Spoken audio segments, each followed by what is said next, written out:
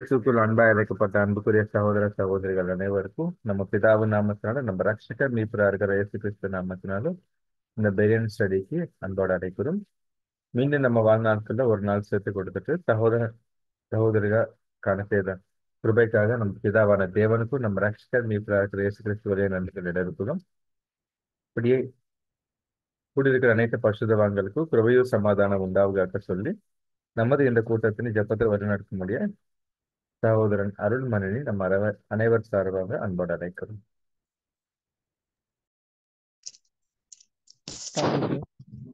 நாம் ஜெபிப்போம்.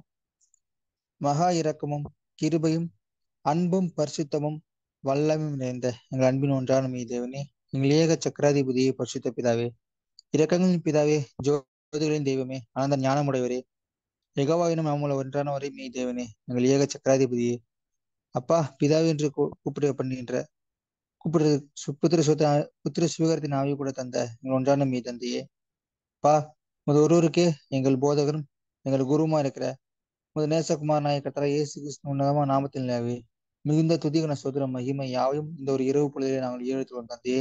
தேவனே, இப்படியே கூட அப்பா கடந்த நாட்கள் முழுவதும் எங்களை கண்மணி போல பாதுகாத்து தந்தையே, உடைய தெய்வீக சத்திய வார்த்தையை நாங்கள் தியானிக்கிறதுக்காக அப்பா உடைய சமூகத்திலே சகோதர சகோதரர்கள் எங்களை கூட்டி சேர்த்த கிருபைக்கும் அன்புக்கும் இரக்கத்திற்கும் கொடான கோடி நன்றிகளை பான்பு தந்தி. தேவனே, இப்படியே கூட அப்பா நாங்கள் கேட்க இருக்கின்ற சத்தியத்தினை நாங்கள் தியானிக்க இருக்கின்ற சத்தியத்தினை தந்தையே நாங்கள் ஒவ்வொருத்தரும் பகிர்ந்து கொள்ளவும் தேவனே, நாங்கள் அதை நாங்கள் நன்கு புரிந்து கொள்ளவும் அப்பா எங்களை ஒவ்வொருத்தரும் தகுதிப்படுத்த வேண்டும் என்று மிகுந்த மனத்தாழ்மையோடு கூட கெஞ்சுகிறோம் ஜீவனில் பிதாவே. அப்பா இப்படியே கூட தந்தையே கேட்க போகின்ற தியானிக்க போகின்ற சத்தியத்தினை நாங்கள் விட்டுவிடாதபடி அதை நாங்கள் தொடர்ந்து எங்கள் ஒவ்வொரு நாளும் எங்கள் வாழ்க்கையில் நாங்கள் அபியாசப்படுத்தி வாழவும் தேவன் தாமே அனுமதிக்கக்கூடிய சூழல் மத்தியில் நாங்கள் பொறுமையோடும் சகிப்புத்தன்மையோடும் கடந்து சென்று கிறிஸ்துவின் சாயலடையும் தேவன் தாமே உதவி செய்ய ராஜா. அப்பா இப்படியே கூட தந்தையே இனி வளர்கின்ற காலங்களில் கூட தந்தை தெய்வீக சத்திய வார்த்தையில் கூட தந்து தேவன் தாமே தேற்ற வேண்டும் என்று இந்த மனத்தாழ்மையோடு கூட கெஞ்சுகிறோம் ஜீவனில் பிதாவே. அப்பா இப்படியே கூட இந்த கூடையில் ஆரம்பம் முதல் இறுதி வரை உடைய தெய்வீக பிரசனம் இருந்து எங்கள் ஒவ்வொருத்தரையும் வழிநடத்த வேண்டும் வேண்டும் என்று இந்த மனத்தாழ்மையோடு கூட கெஞ்சுகிறோம் ஜீவனில் பிதாவே. இப்படியே கூட இந்த சிறிய ஜபத்தினை இந்த சிறிய மன்றாட்டினை எங்கள் இரட்சகரும் போதகரும் குருமா இருக்கிறேன் வந்திருந்து ஆளுகை செய்கின்ற கர்த்தராகிய இயேசு கிறிஸ்து உன்னதமான நாமத்தில் நிலவே மிகுந்த மனத்தாழ்மையோடு ஜபத்தினை ஏறிடுகிறோம். ஜபம் கேளும் எங்கள் ஜீவம் சர்வ வல்லமை இந்த அன்பின் பரலோக பிதாவே. ஆமீன். Thank you brother. அன்புக்குரிய சகோதர சகோதரிகளே, நம்ம கடந்த நாள் நம்ம 5ஆம் கொஸ்டின் வரைக்கும் நம்ம பார்த்தோம் இந்த 3ஆம் சாப்டர்ல. இன்னைக்கு நம்ம பார்க்க போற கொஸ்டின் 6ஆம் கொஸ்டின். அது இங்கிலீஷ்ல what does the existence of any book imply and what motives only could be reasonably attributed to the writers of the New Testament. இந்த கொஸ்டின் அப்படியே தமிழ்ல வாசிக்க முடிய அன்போட படிக்கிறேங்க. எந்த ஒரு புத்தகமும் உருவாவதற்கு உரிய நோக்கம் என்ன, மேலும் எப்படிப்பட்ட நோக்கங்கள் மட்டுமே புதிய ஏற்பாட்டு எழுத்தாளருக்கு நியாயமானதாக காணப்பட்டிருக்க வேண்டும்.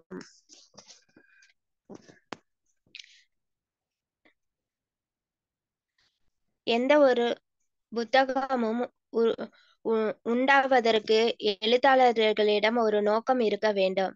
ஆகவே எந்த நோக்கத்திற்காக அவரை பற்றி எழுத இந்த எழுத்தாளர்கள் ஏவப்பட்டனர்?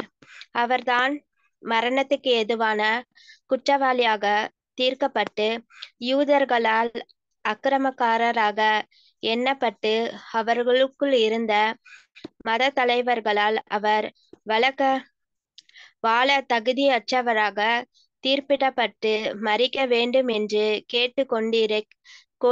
கேட்டுக்கொண்டிருக்கிற சிலுவையில் அறையப்பட்டவராய் அவ்வாறு இருக்க அவருக்காக அவருடைய உபதேசங்களையும் உபதேசிக்கவும் இந்த எழுத்தாளர்கள் இகழ்ச்சியையும் இழைப்புகளையும் கசப்பான உபத்திரவங்களையும் தங்கள் ஜீவனையும் இழக்க தயாராகி சில இரத்த சாட்சிகளாக கூட மரித்தார்களே. இயேசு உயிரோடு இருக்கும் பொழுது தன் வாழ்க்கையிலும் உபதேசங்களிலும் தனி சிறப்பு பெற்றவராய் இருந்த போதிலும் மகா கேவலமான மரணத்தை அடைந்த பின் அவருக்கு சாதகமாக அவரை பற்றி பிரசங்கத்தின் நோக்கம் என்ன? இந்த எழுத்தாளர்கள் தாங்கள் சொந்தமாக அவரை பற்றியும் இயேசு என்பவர் அவருடைய கற்பனை நாயகனாக இருப்பார் எனவும் நாம் யூகித்தால், அவர் தேவனுடைய குமாரன் என்று இயற்கைக்கு அப்பாற்பட்ட வகைகளில் அவர் உண்டாக்கப்பட்டார் எனவும், அந்த வல்லமையிலேயே குஷ்டரோகிகளை சுகப்படுத்தியும் பிறவி குருடருக்கு பார்வையும் செவிடருக்கு கேட்கும் திறனையும் கொடுத்து மரித்த சிலரை எழுப்பினார் என்பது கட்டுக்கதை என்று வைத்து கொண்டால், அவரை மகா பெரிய குற்றவாளியாக அவருடைய எதிரிகள் தீர்க்கும் பொழுது அவருடைய துன்ப காலத்தில் இருந்த எழுத்தாளர்கள் உட்பட்ட நண்பர்களும் சீஷர்களும் அவரை விட்டு ஓடி போய் இருந்தாலும் பின் தைரியமாக அவரை பிரசங்கித்து அவரை கொலை செய்தார்களை கண்டித்து பேசினது எவ்வளவு நகைப்பிற்கு இடமாயிருக்கும்.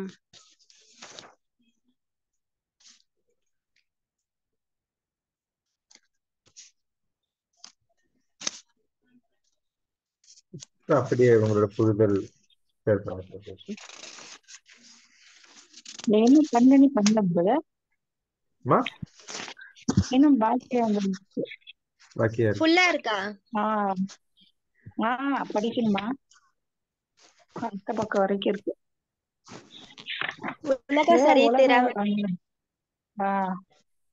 உலக சரித்திரம் இந்த எழுத்தாளர்கள் சொல்லும் சிலவற்றைக்கு ஒத்து போகி இருந்தாலும் இவர்கள் எழுதினது பொய் என்று சொல்ல முடியாது.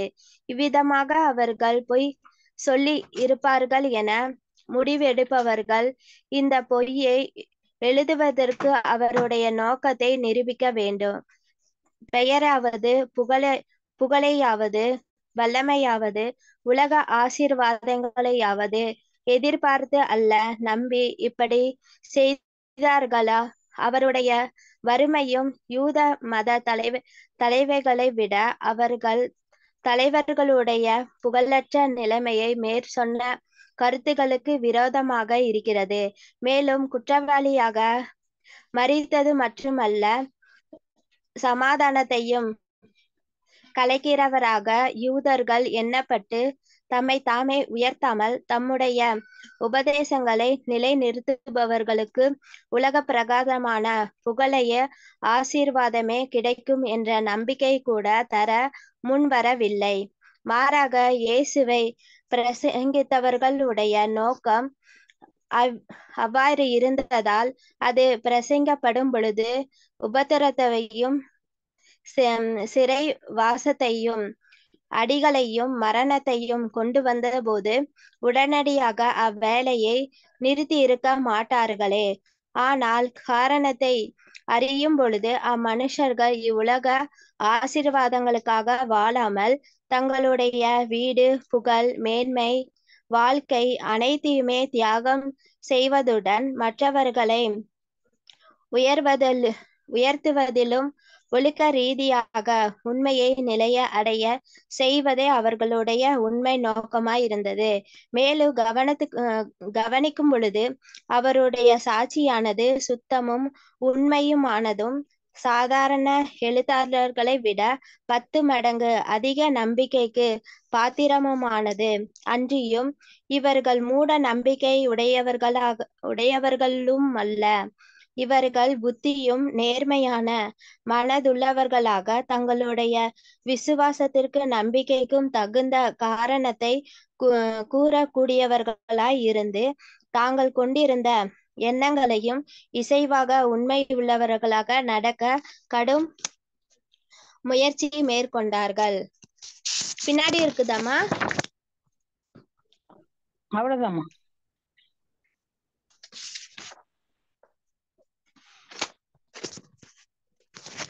பெரிய கொஸ்டினா இருக்குமா, நீங்களே ஸ்டார்ட் பண்ணிடுங்கம்மா.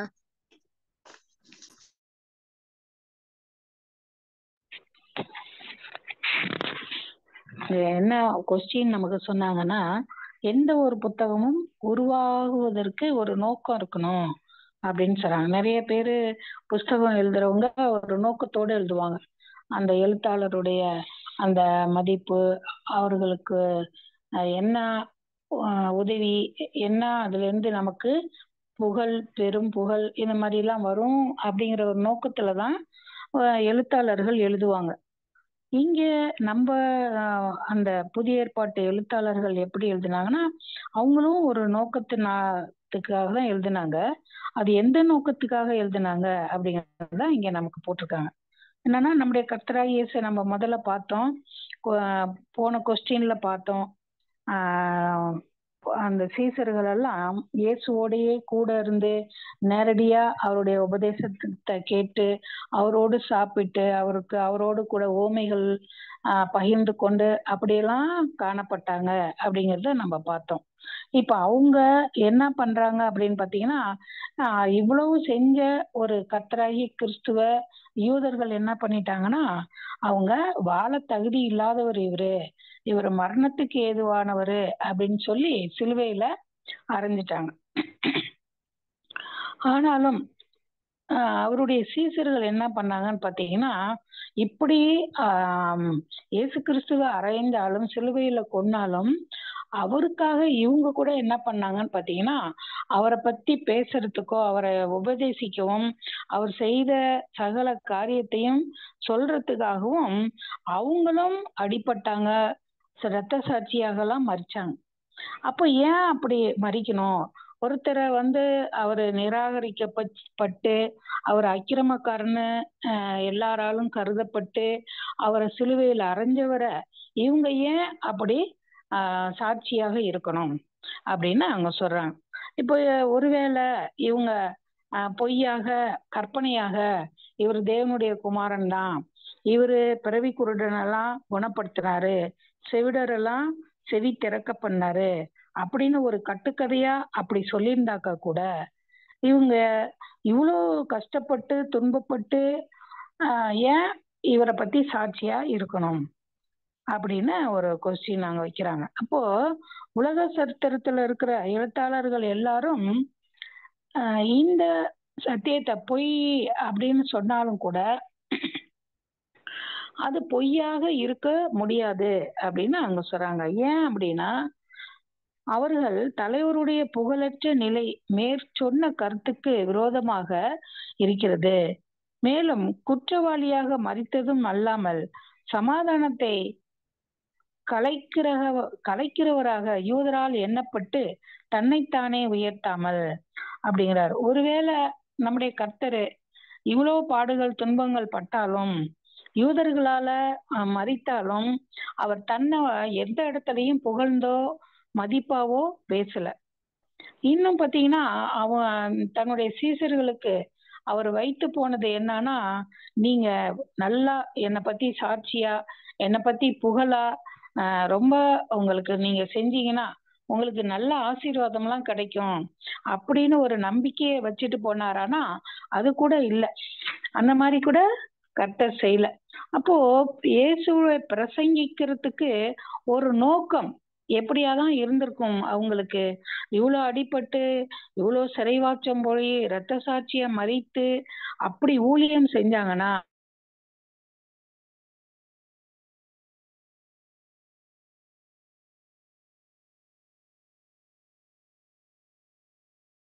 வாய்ஸ் கேட்கலாமா?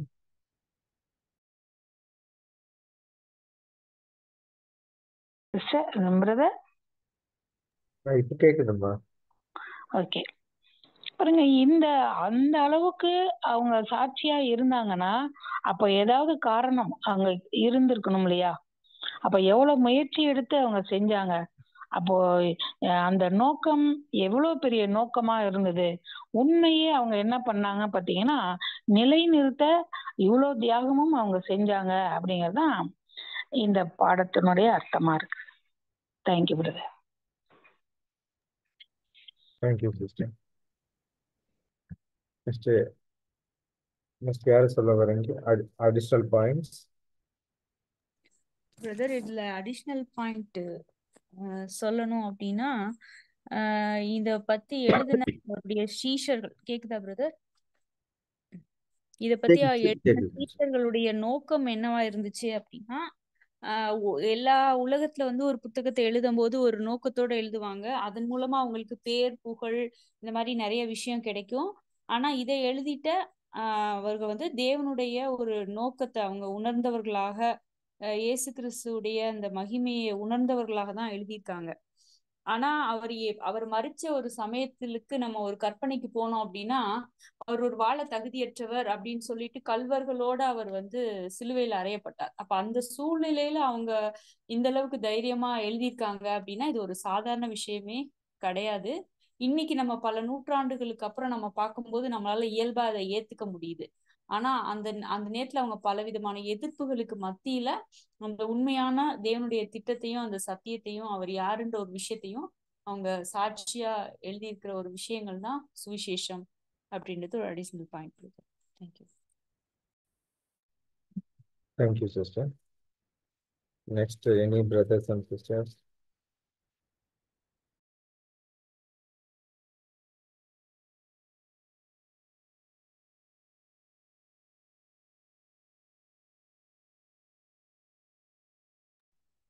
ஸோ இதில் எதனா கேள்விகள் இருந்தாலும் கேட்கலாம்.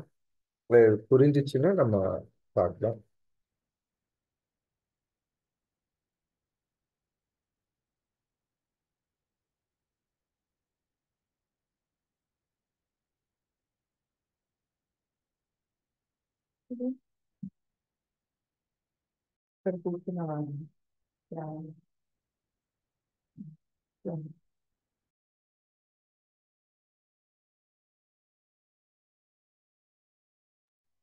நான் சொல்றேன் எஸ் சிஸ்டர்.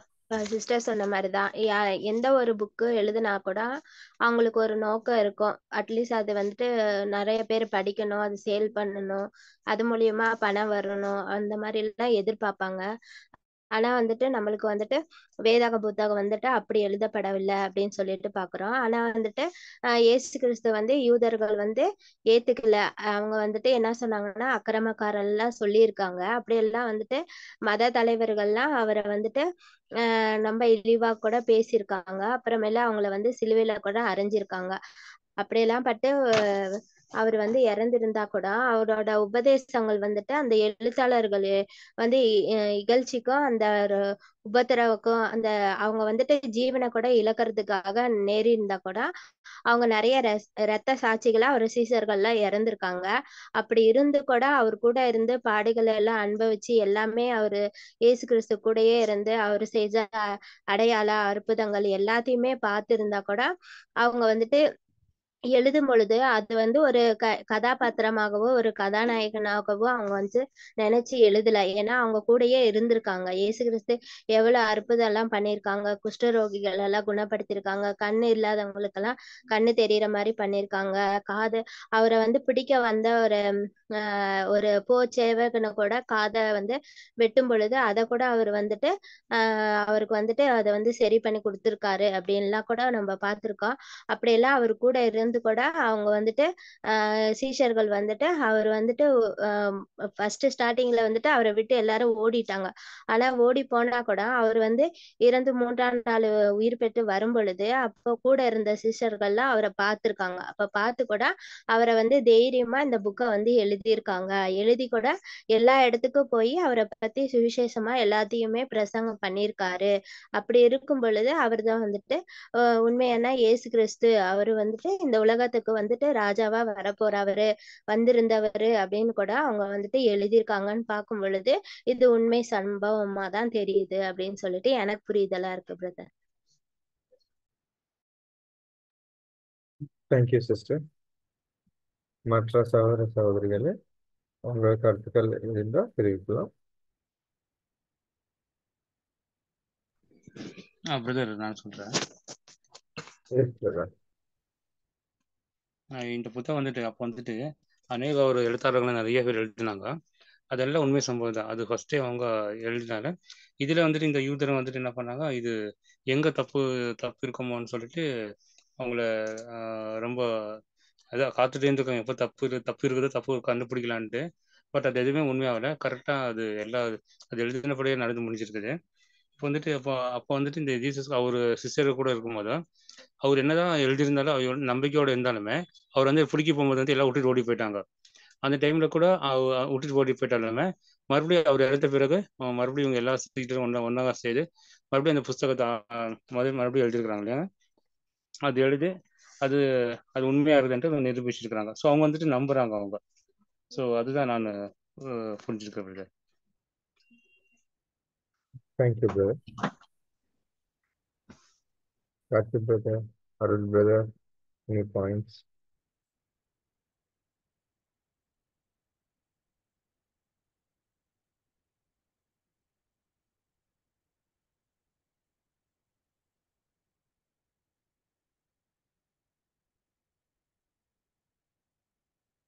இதுல ஒரு பாயிண்ட் நான் ஆட் பண்ண விரும்புகிறேன்.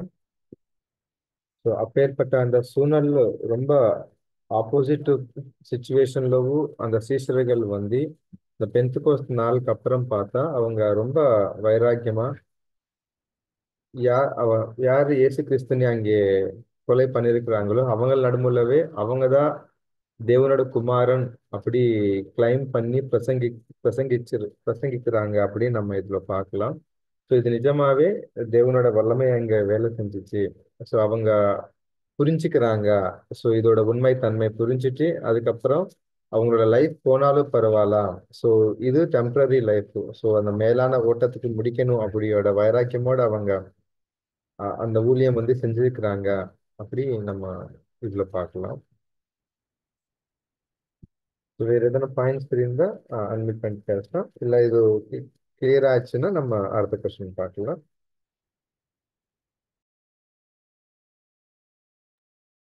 அங்க ஒரு பாயிண்ட் எஸ் பிரதர். இதுல வந்து வேதாகமத்தை வந்து எழுதக்கூடிய நோக்கம் பார்த்தோம் அப்படின்னா மற்ற உலகத்தார போல கிடையாது. இது வந்து வேறு விதமானது. ஏன்னா மற்ற உலகத்தார பார்க்கும்போது எல்லாமே சொன்ன மாதிரி தான் அந்த ஒரு நோக்கம் வந்து புக்ஸ் வந்து சேல்ஸ் ஆகணும், அது மூலியமா வந்து அதிக வந்து ப்ராஃபிட் ஆகும்னு சொல்லிட்டு உலகத்தோட நோக்கமா இருக்கு. ஆனா இங்க வந்து நம்ம வேதத்து நோக்கம் வந்து பார்க்கும்போது தேவன் வந்து இத அவங்களுடைய மனுஷர்களை வச்சு அவங்களோட பரிசுத்த ஆவியை கொடுத்து எழுத வச்சிருக்காங்க. வெவ்வேறு காலப்பட்ட பகுதியில் எழுதி வெவ்வேறு மனுஷர்கள் எழுதப்பட்டாலும் பரிசுத்த ஆவி இருந்தவங்க எழுதினால அந்த ஒரே தேவன் நினைக்கிற வண்ணமாக அந்த ஒரு பாயிண்ட் வந்து விடாம அது கரெக்டா வந்திருக்குன்னு நம்ம பார்க்கணும். அது மாத்திரம் இல்ல, இந்த எழுதப்படுற நோக்கம் வந்து இன்னொன்னு பார்க்கும்போது நோக்கம் என்ன அப்படின்னா அதுல இதுவும் சார்ந்திருக்கு நம்ம பார்க்கிறோம். அதாவது மனுஷன் வந்து எதற்கு வந்து படைக்கப்பட்டான் அப்படின்னா அது வந்து தேவ பக்தி உள்ள சந்ததி வரும் என்று படிதானேன்னு சொல்லிட்டு நம்ம பாக்குறோம். அப்ப அதோட கூட இது வந்து ஒத்து போவதை கூட நம்ம பார்க்கணும். இது புரிதலா இருக்குங்க. தேங்க்யூ. Thank you brother. நம்ம அடுத்த கொஸ்டின் பார்க்கலாமா, இல்லை வேற எதனா பாயிண்ட்ஸ் ஆட் பண்ண விரும்புங்க அன்மியூட் பண்ணுங்க.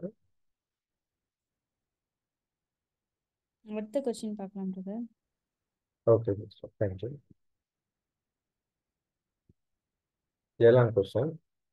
What was the character of the writers of the Old Testament and what does the straightforwardness of the Bible indicate? இந்த கொஸ்டின் அப்படியே தமிழ்ல வாசிக்க முடியும் அன்போட நினைக்கிறோம். படிக்கணும் பிரதர். எஸ். Question number 7. பழைய ஏற்பாட்டு எழுத்தாளர்களின் குணாதிசயம் எப்படிப்பட்டதாக இருந்தது? மேலும் வேதாகமத்தின் யதார்த்த தன்மை சுட்டிக்காட்டுவது என்ன?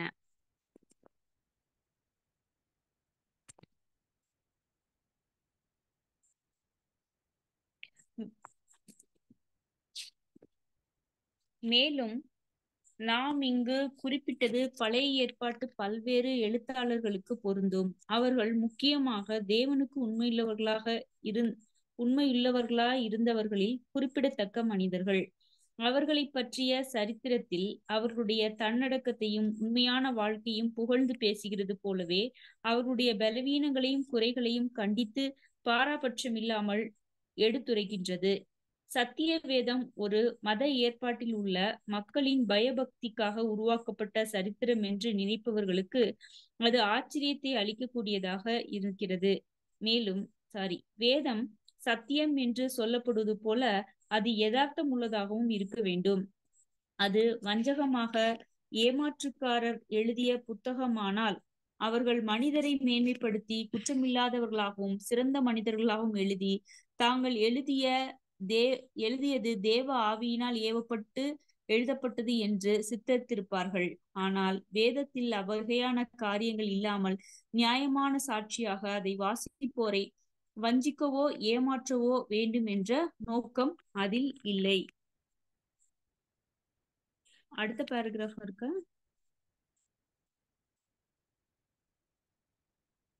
அவ்வளவு.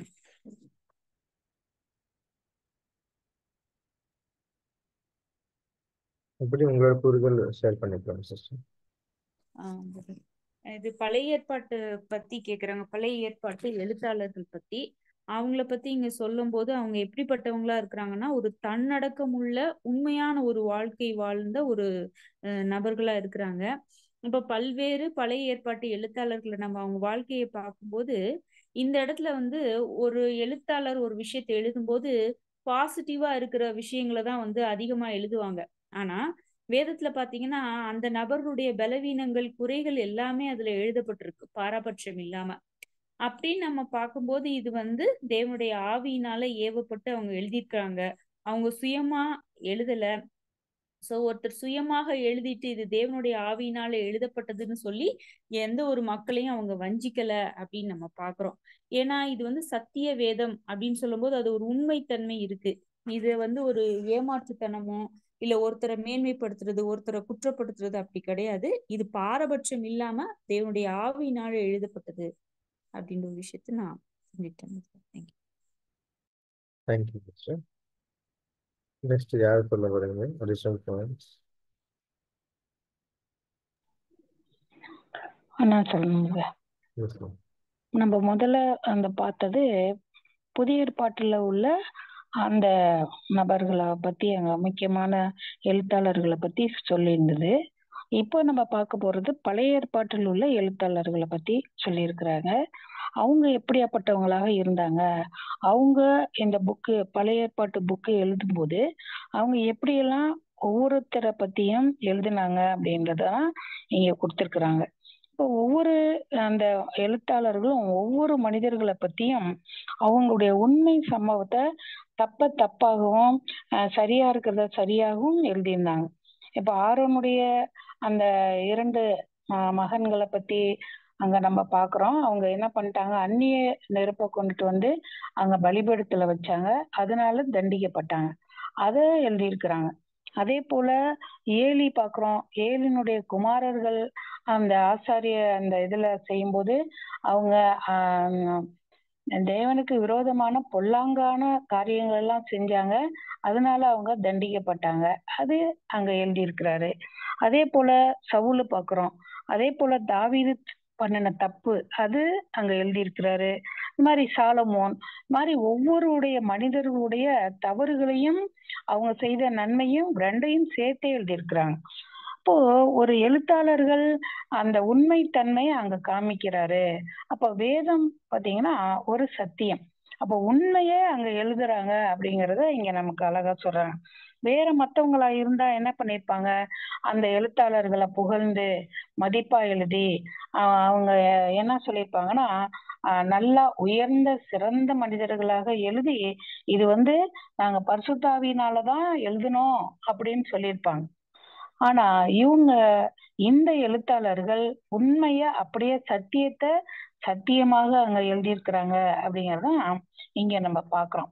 அப்போ வேதத்துல அந்த நியாயமான சாட்சியாக அத வாசிக்கிறவங்க எந்த விதமான ஒரு இது இல்லாம ஒரு தப்பான எண்ணங்கள் இல்லாம ஏமாற்றுகிற எண்ணங்கள் இல்லாம எழுதியிருக்காங்கிறதா இதுல நமக்கு புரிதலாக இருக்குது. Thank you. Thank you, sister. Next, any other points, comments, please? Brother Yes, sister. அம்மா சிஸ்டரும் சொன்ன மாதிரிதான் இப்ப இங்க வந்துட்டு பழைய ஏற்பாட்டை பத்தி எழுதியிருக்காங்க. பழைய ஏற்பாட்டுல வந்துட்டு உண்மை உள்ளவர்களும் எப்படி வந்துட்டு தேவனுக்கு விசுவாசம் உள்ள மனுஷர்களை பத்தியே நம்ம வந்து சரித்திரத்துல இருந்தா கூட நம்ம வேத புத்தகத்துல நம்ம படிக்கும் பொழுது அவங்க செஞ்ச பக்தி வைராக்கியம் உள்ள ஜனங்களாகவும் இருந்தாங்க. ஆனா வந்துட்டு அவங்க இது மனுஷ ரூபல இருக்கறனால அவங்க சில காரியங்களை வந்து விழுந்து போகிறவர்களாகவும் இருக்கிறாங்க அப்படின்னு சொல்லிட்டு இங்க கொடுத்திருக்காங்க. ஆனா வந்துட்டு எல்லாருமே வந்துட்டு அவங்க என்ன நன்மை செஞ்சிருக்காங்க, எவ்வளவு தேவனுக்கு நீதியா எவ்வளவு நியாயமா நடந்திருக்காங்கன்னு பத்தி மட்டும் எழுதாம அவங்க செய்த தப்புகள் பத்தியும் அவங்க எப்படி திருத்தி கொண்டாங்கன்னு கூட நம்மளுக்கு வந்துட்டு அதுல வந்து எழுதப்பட்டிருக்கு அப்படின்னு சொல்லிட்டு பாக்குறோம்.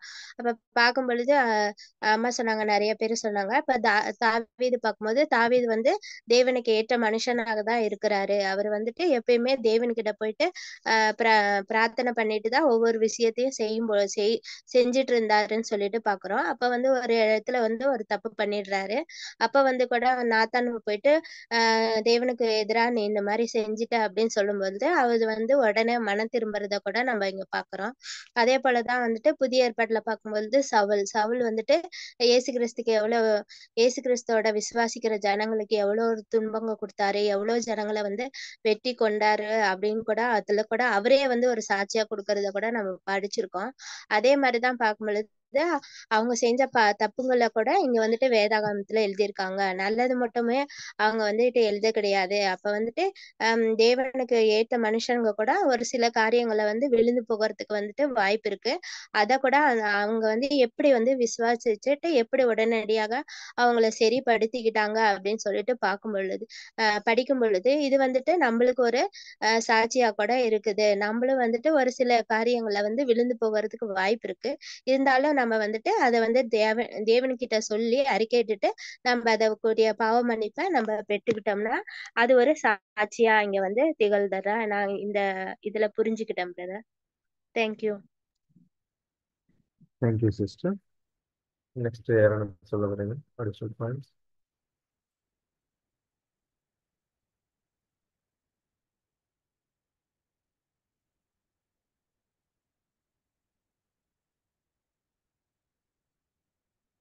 ஸோ இதில் நானும் ஒரு பாயிண்ட் ஆட் பண்ண விரும்புகிறேன். எல்லாரும் சொன்ன மாதிரி இருந்தால் நமக்கு பைபிளில் இந்த ஓல்டு டெஸ்ட்மெண்ட் ஆகட்டும், புதிய ஏற்பாட்டாகட்டும், இப்போ நம்ம பார்க்குறது பழைய ஏற்பாட்டு. ஸோ இதில் அந்த ரைட்டர்ஸ் அவங்களோட வீக்னஸஸ் ஆகட்டும், அவங்களோட ஸ்ட்ரென்த்து பலன் ஆகட்டும், எல்லாமே வந்து இருக்கிற மாதிரி தான் தேவனோட ஆவினால வந்து இது எழுதப்பட்டது அப்படின்னு நம்ம பார்க்கலாம். ஸோ அது மூலமா இது ஒரு ரீசனபிள் எவிடென்ஸா இருக்குது. யாரு மேல ஒரு தவறு இல்லை, அவங்க கரெக்ட் அப்படி ஒரு ஸ்டேட்மெண்ட் எதுவுமே கொடுக்காம அவங்களோட பிளஸ் அவங்களோட மைனஸ் ரெண்டு சொல்லிட்டே வர்றது அப்படின்னு நம்ம பார்க்கலாம். ஸோ இப்படி கொடுக்கறதுனால அது நம்ம பைபிள் வந்து கண்டிப்பா நம்ம தக்க மாதிரி நமக்கு இருக்குது அப்படின்னு நம்ம பார்க்கலாம். ஸோ இப்படி எழுதுறது நமக்கு வந்து ஒரு எக்ஸாம்பிளா இருக்குது, அப்படியே ஒரு வார்னிங்கா நமக்கு ஒரு எச்சரிக்கையா இருக்குது அப்படி பார்க்கலாம். புதிய ஏற்பாட்டில் இருக்கிற நமக்கும் அவங்களோட பலன் நமக்கு ஒரு என்கரேஜ்மெண்ட் ஆகட்டும், அவங்களோட வீக்னஸ் நமக்கு ஒரு பாட்டமா இருக்குது. அது மாதிரி நம்ம செய்யாம நம்ம வந்து ஒரு பாட்டம் நம்ம கத்துக்கிட்டு அதுக்கு தக்க மாதிரி நம்மளோட குணலட்சணங்கள் நம்ம டெவலப் பண்றதுக்கு நமக்கு அது உதவி செய்யும் அப்படின்னு நம்ம இதுல பார்க்கலாம். எனி அதர் பாயிண்ட்ஸ் இருந்ததுன்னா அன்மியூட் பண்ணிட்டு நீங்க ஷேர் பண்ணிக்கலாம். Arul brother, Karthi brother, Antony brother.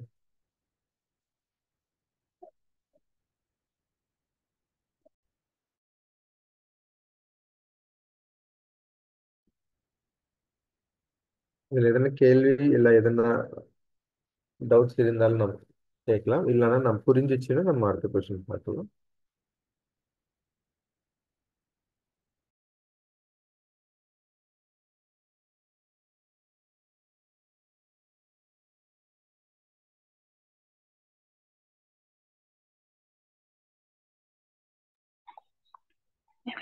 ஒரு பாயிண்ட் பிரதர். இதுல என்ன பாக்குறோம்னா பழைய ஏற்பாட்டு எழுத்தாளர்களுடைய குணாதிசயங்கள் எப்படிப்பட்டதாக இருந்துச்சு அப்படிங்கிறத இதுல நமக்கு புரியுது. இந்த பாடத்தின் மூலமாக எப்பேற்பட்ட குணாதிசயம் உள்ளவங்களாக அங்க காணப்பட்டாங்க அப்படிங்கிறத இந்த பாடத்து மூலமா நம்ம புரிஞ்சுக்கிறோம். தேங்க்யூ. Yes, thank you. அடுத்த கொஸ்டின் பார்க்கலாமா?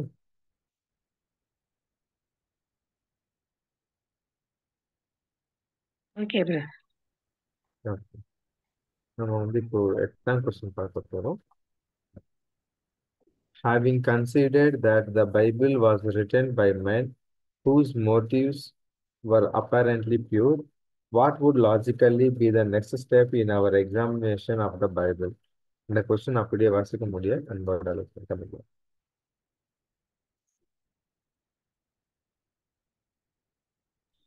நான் படிக்கிறேன்.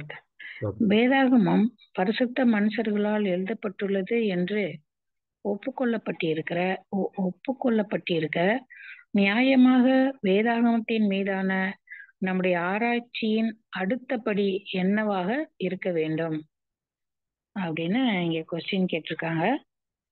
அது ஆன்சர் வந்து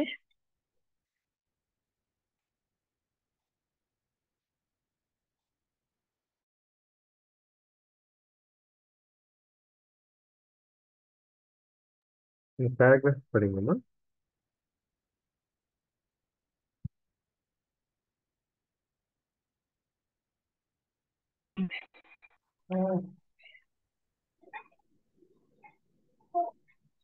உங்க வாய்ஸ் கேட்கலம்மா.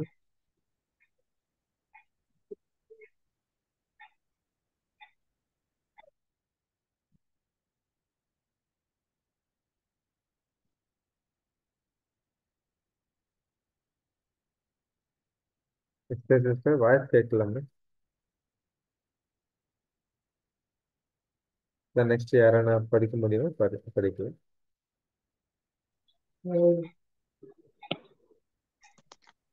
படிக்கிறேன் brother. தேவனுடைய திட்டங்களையும் சித்தத்தையும் பற்றி வெளிப்பாட்டை எதிர்பார்க்கும் பொழுது அந்த வெளிப்பாடு தேவனுடைய சத்திய வேதமே எனவும் அது மனுஷனுடைய நோக்கத்தில் எழுதப்படவில்லை என்று கண்டறிந்த பின்பு அதுதான் உண்மை என ஏற்றுக்கொள்வதற்கு அதில் உள்ள எல்லா உபதேசங்களையும் தேவனால் ஏவப்பட்டு எழுதப்படாதது என்று வேதம் அல்லாமல் இயற்கையில் இருந்து நாம் கண்டறிந்த தேவ குண நலன்களை தன்னுள் அடக்கி உண்மையுள்ள ஆதாரமாய் என்று ஆராய்வோம்.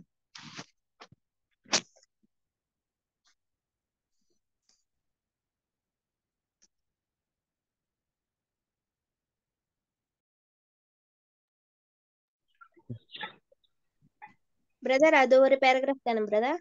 ஆமா சிஸ்டர். அப்படிதான் நான் சொல்றேன். Yes, sir. தேவனுடைய திட்டம் இந்த சித்தம் வந்துட்டு வெளிப்பாடையா பார்க்கும்போது அந்த வெளிப்பாடு வந்துட்டு தேவனுடைய வேதம் தான். அது மனுஷர் வந்துட்டு எதிர்பார்க்குற மாதிரி அது வந்து எழுதப்படவில்லை. அது அவரோட திட்டம், அவரோட ஞானம், அவரோட ஈடு யாரையுமே கிடையாது. அவர் வந்துட்டு அவர் வந்துட்டு அந்த ஞானத்தோடு எழுதியிருக்காரு. அதை நம்ம அதை அறிந்த போது அது உண்மையான உபதேசம் எழுது எல்லாருக்குமே தெரியாது. அது தேவனாவது எழுதப்பட்டு இருக்குதுன்ட்டு நம்ம வந்து சிறியதாக அது கொடுத்துக்கிறாங்க சார். இது என்னோட புரிதல் இருக்கு. அப்படிதான் நான் சொல்றேன். Yes, ma'am. என்ன பார்த்தோன்னா நம்ம முதல்ல போன கொஸ்டின்ல அவரோட எழுத்தாளர்கள் எப்படி உண்மையா சத்திய வேதத்தை உண்மையா எழுதியிருக்காங்கன்னு பார்த்தோம். இப்போ நம்ம எல்லாமே புரிஞ்சுட்டோம். தேவனுடைய திட்டம், அவருடைய வெளிப்பாடு, அது உண்மையான சத்தியம், இது மனுஷரால எழுதப்படல, இது தேவனுடைய பரிசுத்தாவினாலதான் ஏவப்பட்டு எழுதப்பட்டது அப்படிங்கறதெல்லாம் நம்ம புரிஞ்சுட்டோம். இப்ப அந்த உண்மையை நல்லா புரிஞ்சுக்கிட்டோம். இப்போ இந்த உபதேசங்களும் அதில் உள்ள எல்லா உபதேசங்களும் தேவனால் எழுதப்பட்டுச்சா இல்ல இயற்கையாக அங்க எழுதப்பட்டிருக்குதா அப்படிங்கறத நம்ம என்ன பண்ணணும். இப்ப இன்னும் அந்த வேதத்தின் மூலமாக இன்னும் நிறைய ஆதாரத்தை நம்ம ஆராய்ஞ்சு பார்க்கணும் அப்படின்னு அங்க சொல்ற. புரிஞ்சுக்கிட்டோம், நம்ம உண்மைங்கிறத தெரிஞ்சுக்கிட்டோம். இன்னும் நிறைய நம்ம புரிஞ்சுக்க வேண்டியது நிறைய இருக்குது இல்ல வேதாகமத்துல.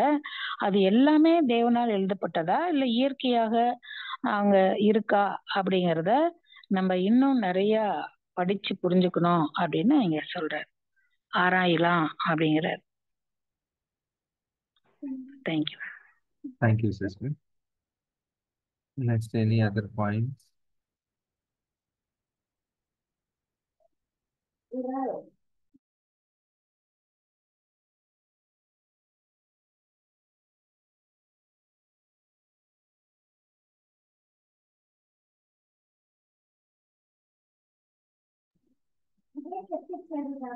இது எல்லாருக்கும் புரிஞ்சிச்சு அப்படின்னா நம்ம அடுத்தது பார்க்கலாம். அல்ல வேற எதனா பாயிண்ட்ஸ் இருந்துச்சுன்னா ஆட் பண்ணுங்க.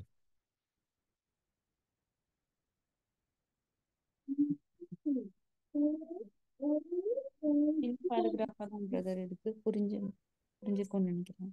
ஓகே, சரி, ஒரு பாயிண்ட் நான் ஆட் பண்ண விரும்புகிறேன். இப்போ நம்ம பார்க்குற மாதிரி முன்னாடி கொஸ்டின்ல சொன்ன மாதிரி நம்ம அவங்க வந்து உண்மைத்தன்மையா தான் தேவனோட ஆவினால எழுதப்பட்டது அப்படின்னு நம்ம பார்க்கிறோம். ஒருவேளை அவங்க சுய கருத்துக்கள் அதுல ஒருவேளை மென்ஷன் பண்ணிட்டு இருந்தா கண்டிப்பா இது எல்லாமே அந்த ஒற்றுமை வந்து எல்லாமே ஒரு கனெக்டிவிட்டி இல்லாம நமக்கு எதுவுமே புரியாம இருக்கும். ஸோ தேவனோட தெய்வீக பிரணாளிக்கை என்னவா இருக்குது, அது அந்த காலங்கள் பத்தி தேவனோட அந்த தீர்க்கதரிசனங்கள் பத்தி எதுவுமே நமக்கு அந்த ஒற்றுமை இல்லாம நம்ம எதுவுமே புரிஞ்சுக்க முடியாது அப்படின்னு நம்ம பார்க்கலாம். ஸோ ஆனா இப்போ நமக்கு தெரிஞ்சது வரைக்கும் நமக்கு அந்த ஒற்றுமை வந்து அதுல எல்லாரும் அவங்க விவிதமான வேலைகள் செய்யினாலோ விவிதமான பேக்ரவுண்ட் இருந்தாலோ அவங்களோட கருத்துக்கள் எல்லாமே வந்து தேவனோட ஆவினால் எழுப்பப்பட்டதுனால அது ஒன்னஸா இருக்குது. விவித லைக் டிஃப்ரெண்ட் டைம் பீரியட்ல அவங்க எழுதினாலும் அது அந்த ஒற்றுமை வந்து நமக்கு இருக்குது அப்படின்னு நம்ம பார்க்கலாம். ஸோ அது நம்ம வரப்போற நாட்கள்ல அது இங்க நம்ம ஆழமா படிக்கிற டைம்ல அது நமக்கு புரிய வரும் அப்படின்னு நம்ம இதுல பார்க்கணும். அப்படியே ஒரு கருத்துங்க. Yes brother. அங்க தேவனுடைய திட்டங்களும் சித்தமும் வந்து எப்படி இருக்குன்னு பார்க்கும்போது அது வந்து மனுஷனால ஏற்பட்டப்படுறதா இல்லைன்னா அப்படி இல்லைன்னு நம்ம பார்க்குறோம். அது எல்லா சிஸ்டர் சொன்ன மாதிரி அப்போ அதுல வந்து தேவனுடைய தெய்வீக சித்தமும் திட்டமும் வந்து அது எப்படி இருக்கு அப்படின்னா அது வந்து ஒரு மனுஷன் வந்து அது எப்படி இருக்கணும், தேவனுடைய மனுஷனா இருந்தா அவன் எப்படி இருக்கணுங்கிறது அந்த தேவனுடைய வெளிப்பாடானது வந்து அது மிக துல்லியமா இருக்குங்கிறது கூட நம்ம பார்க்குறோம். அது மட்டும் இல்லாம வந்து இது வந்து நம்முடைய வேத மாணவர் அப்படிங்கிற பேருக்கு தகுந்தது போல நம்ம வந்து இன்னும் நம்ம அதை ஆராய்ச்சி அதை நம்ம இன்னும் எப்படி ஒரு எக்ஸாக்டா நம்ம பார்க்கலாம் அப்படின்னா பெரையா பட்டணத்தை போல நம்ம இன்னும் தெளிவா ஆராயணுங்கிறத கூட நம்ம பார்க்கறது என்னோட கூடுதலா இருக்கு. Thank you. Yes brother, thank you brother. So வேறு எதனா கருத்துக்கள் அன்புக்குரிய சகோதரர் இருந்தால் தெரிவிக்கலாம். கூட அருள்மணி சொன்ன பாயிண்ட் கூட ஒரு நல்ல பாயிண்டா இருந்துச்சு. பெரியா பட்டணத்தார் எப்படி வேதத்தை ஆராய்ஞ்சு பார்த்தாங்களோ அது போல நாம கூட இன்னும் அதிகமா ஆராய்ந்து பார்த்தோம்னா அதனுடைய உண்மைத்தன்மையை நம்ம புரிஞ்சுக்கலாம். அது நல்ல ஒரு பாயிண்டா இருந்துச்சு. தேங்க்யூ. எஸ், இப்போ நம்ம செய்யறது அதுதான். இந்த பெரியா ஸ்டடி நம்ம பண்றது இப்போ அதுதான் அப்படின்னு நம்ம பார்க்கிறோம். அடுத்த கொஸ்டின் பார்க்கலாம். இல்ல இறைநிலை கீதங்கள் படிக்கலாமா பிரதர்ஸ் அண்ட் சிஸ்டர்ஸ்?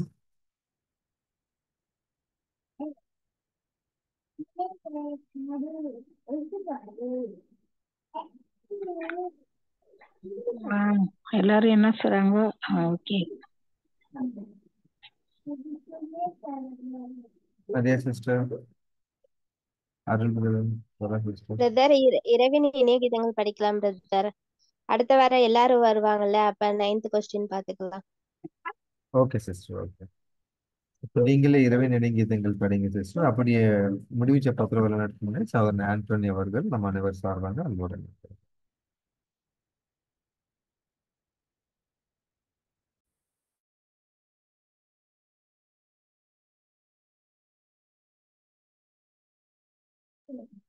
அதே சிஸ்டர் இரவே நினைங்கீதங்கள் சிஸ்டர்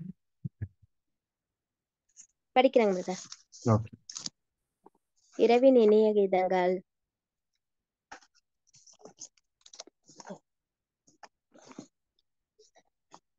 கலாத்தியர் 5ஆம் அதிகாரம் 25ஆம் வசனம். நாம் ஆவினாலே பிழைத்திருந்தால் ஆவிக்கேற்றபடி நடக்கவும் கடவோம். கிறிஸ்துவை பின்பற்ற மனதாயிருக்கிற யாவரும் தங்களது ஆசை விருப்பங்களை மாமிச எண்ணங்களை சிலுவையில் அறைந்து விட்டார்கள் என்று அப்போஸ்தலர் விளக்குகின்றார். இவர்கள் தாங்களாகவே முன்வந்து தங்கள் விழுந்து போன மாமிச ஆசைகள் மற்றும் உணர்வுகளுக்கு எதிராக வாழ முடிவு செய்தார்கள். மேலும் நாம் ஆவிக்குரியவர்கள் ஆனதினால் ஆவியின்படியே நடக்க வேண்டும். தேவ ஆவி நம்மை உயிர்ப்பித்து நம்மை பூரணப்படுத்துவதும் அந்த ஆவிதான். ஆனால் நாம் அந்த ஆவியில் நடக்கப்பட்டு அதன் வழியில் நடப்பதால் தான் நாம் பரிபூர்ணம் அடைய முடியும். இல்லை என்றால் அவருடைய ராஜ்யத்தில் நமக்கு இடம் இராது. கிறிஸ்துவின் ஜீவியத்தில் இருக்கிறவர்களுக்கு தற்பெருமை மாபெரும் ஆபத்திலே முடியும். சண்டை, பொறாமை, குழப்பமும் மிகுதியாகும். வீண் பெருமையை விட்டுவிட்டு நமது போதகரும் குருவும் ஆகிய இயேசு கிறிஸ்துவின் ஆவியில் நடந்து தாழ்மையும் அடக்கத்தையும் பெறுவோம். இப்படிப்பட்டவர்களுக்கே கிறிஸ்துவின் 2ஆம் வருகையில் விசுவாசம் உள்ளவர்கள் என்ற நற்சாட்சி, கனம், மகிமை, சாகாமை தேவனால் உண்டாகும். ஆமேன்.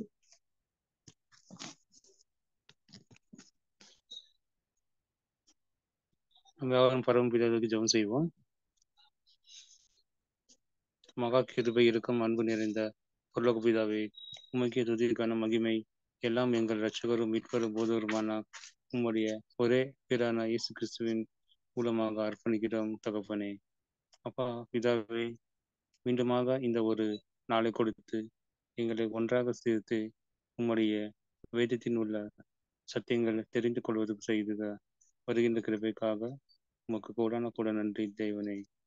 இன்னும் வரக்கூடிய நாட்களில் இன்னும் அதிகமான ஆவிக்குரிய காரியங்களை கொடுத்து எங்களை ஆசீர்வதித்து வழிநடத்தும்படியாக எங்கள் அருமை இரட்சகருமான இயேசு கிறிஸ்துவின் மூலமாக மன்றாடுகிறோம் எங்கள் ஜீவனுள்ள நல்ல பிதாவே. ஆமேன்.